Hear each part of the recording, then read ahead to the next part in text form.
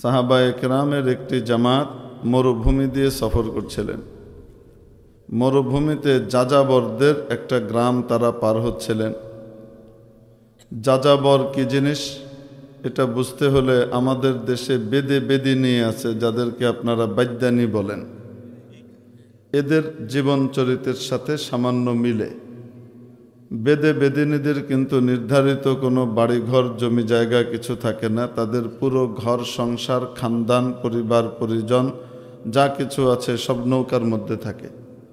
জানেন তো আপনারা, নদী পথে এখান থেকে ওখানে, ওখান থেকে এখানে, এক এক জায়গায় তারা থামে কিছুদিন। ওই বন্দরে থেমে আশপাশে কিছু চিকিৎসা করে, ঝাড়ফুঁক করে, সিঙ্গা টিঙ্গা লাগায়, সাপের খেলা দেখায়, ইত্যাদি কিছু ঘটনা টটনা দেখিয়ে তাদের টাকা পয়সা হয়, সেটা দিয়েই তারা চলে। তারা নির্ধারিত কোনো বাড়িঘরে থাকে না। তো যাযাবর বলতে মরুভূমিতে যারা তাদের বাড়িঘর পিঠে করে নিয়ে ঘুরে বেড়ায়, ফার্সিতে এদেরকে বলে খানা বদোশ।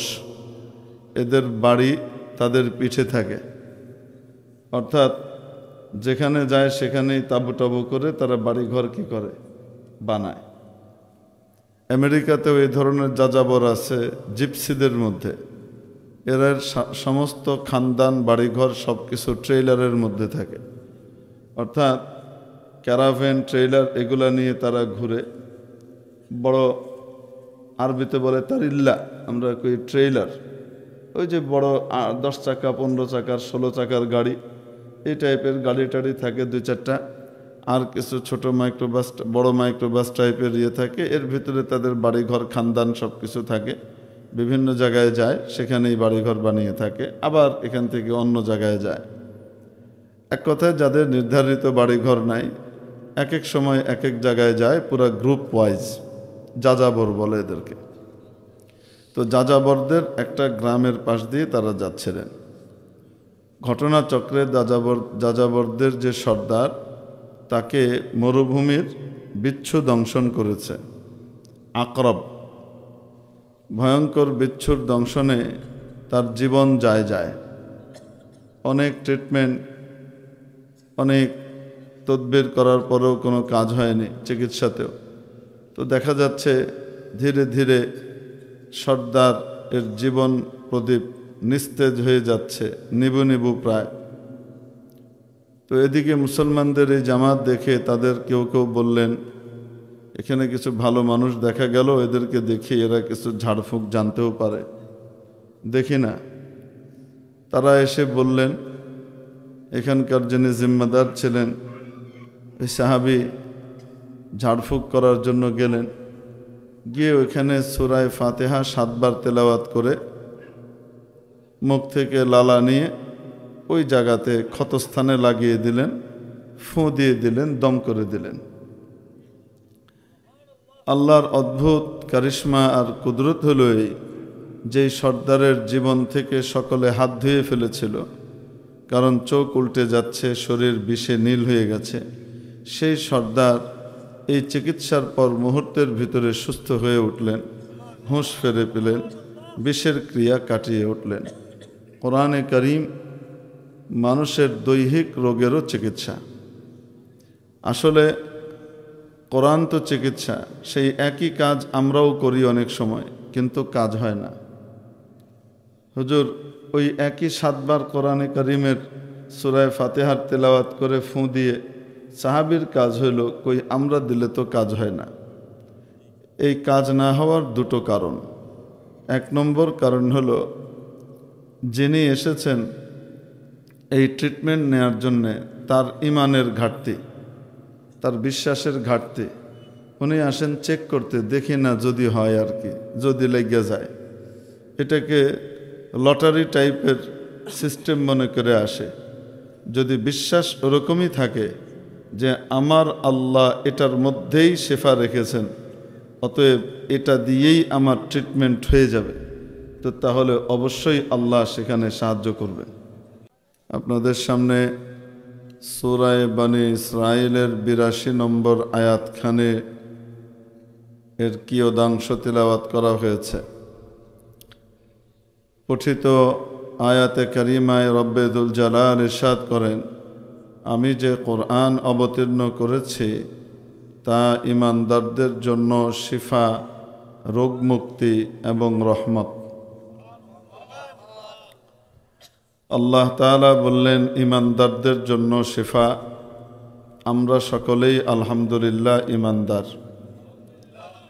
আল্লাহর রহমতে আমরা সকলেই ঈমানদার, কেউ বেঈমান নই, কেউ কাফির নই, কেউ মুশরিক নই, ঠিক কিনা? আবার আল্লাহ বললেন ঈমানদারদের জন্য শিফা, অর্থাৎ রোগ মুক্তি। বোঝা গেল আমরা ঈমানদার এবং আমরা রোগী। রোগের যদি অস্তিত্ব না থাকে তাহলে শিফা আর সুস্থতার কোনো বিষয়ই থাকে না, আরোগ্যের বিষয়ই থাকে না। রোগ না থাকলে আরোগ্য, অসুস্থতা না থাকলে সুস্থতার প্রশ্ন ওঠে না। তখনই ওঠে যখন রোগের উপস্থিতি থাকে। আমরা ঈমানদার, আল্লাহ বললেন ঈমানদারদের জন্য শিফা। বোঝা গেল আমরা সকলেই কম বেশি রোগী। রোগ সাধারণত মানুষের 3 প্রকার হয়। এক প্রকারের রোগ হলো তার শারীরিক রোগ, আরেক প্রকারের রোগ হলো তার মানসিক আত্মিক রোগ, আরেক প্রকারের রোগ হলো তার রুহানি রোগ, ঈমানি রোগ। কোরআনে কারীম এই 3 রকম রোগের জন্যই শিফা।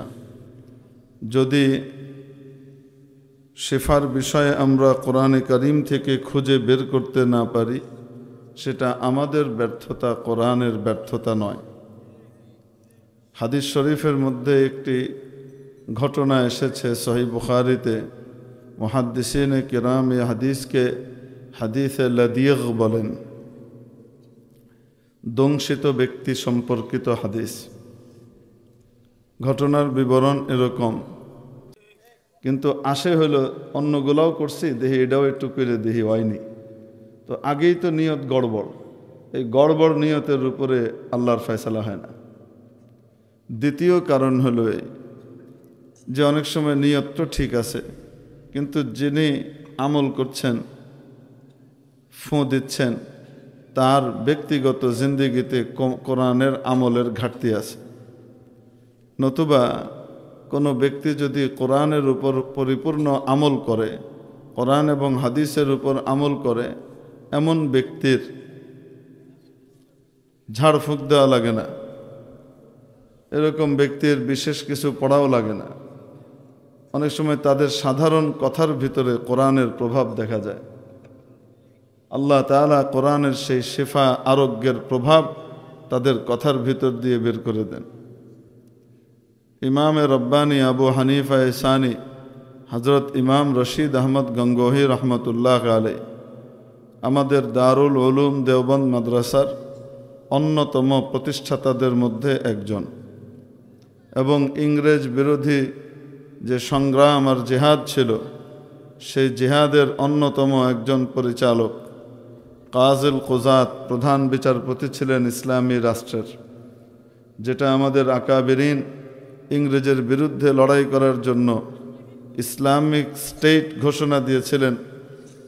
ইসলামিক প্রাণকেন্দ্র এবং ওটাকে রাজধানী ঘোষণা করে শামিলিকে সেখান থেকে কি করেছেন, থানা ভবন শামিলি মিলিয়ে এই জায়গার ভিতরে ইংরেজের বিরুদ্ধে লড়াইয়ের ব্যবস্থা করেছিলেন। আমিরুল মুমিনিন ছিলেন হযরত সৈয়দুত তায়েফা হাজি ইমদাদুল্লাহ মুহাজির মক্কি রহমতুল্লাহ আলাইহি। চিফ কমান্ডার ছিলেন, সিএনসি ছিলেন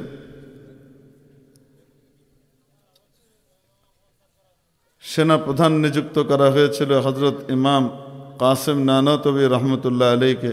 প্রধান বিচারপতি নির্ধারণ করা হয়েছিল হযরত রশিদ আহমদ গঙ্গোহী রহমতুল্লাহ আলাইকে। লড়াই শুরু হয়েছিল। নাসবুল খলিফাতি ওয়াজিবুন, এটার এক ব্যাখ্যা কেউ কেউ করেন, এক ব্যাখ্যা এটাও, খেলাফত তো আল্লাহর পক্ষ থেকে ওয়াদা করা। যখন মানুষের ঈমান আমল ঠিক হয়ে যাবে, আল্লাহ তাবারাকা ওয়া তাআলা তাদেরকে খেলাফত উপহার দিবেন। উপহারটা আসমান থেকে নাজিল হয়ে এসে দিয়ে যাবেন না, এই যে খেলাফত দিলাম, বরং তরতিব হলো সেই জায়গাতে আল্লাহর বান্দারা মেহনত করে খেলাফতকে প্রতিষ্ঠা করবে। এজন্যে খেলাফতের জন্য মেহনত করাকে একেবারে লাগব আর বেকার করার দেওয়া, এটাও এক ধরনের তাহরিফ। আল্লাহ তাবারক ওয়া তাআলা আমাদেরকে সব রকমের প্রান্তিকতা থেকে মুক্ত হয়ে আমাদের আকাবিরিনের তরিকায়, ওনাদের নাহাজে, আল্লাহ রব্বুল আলমিনের নবীর যে সাহাবায়ে কেরাম, তাদের যে নমুনা ছিলেন আমাদের আকাবিরিন, এনাদের দূরদর্শিতা এবং এনাদের তরিকাকে ফলো করে সাহাবায়ে কেরামের উপর তরিকার উপর আমল করবার তৌফিক নসিব করেন, আমিন।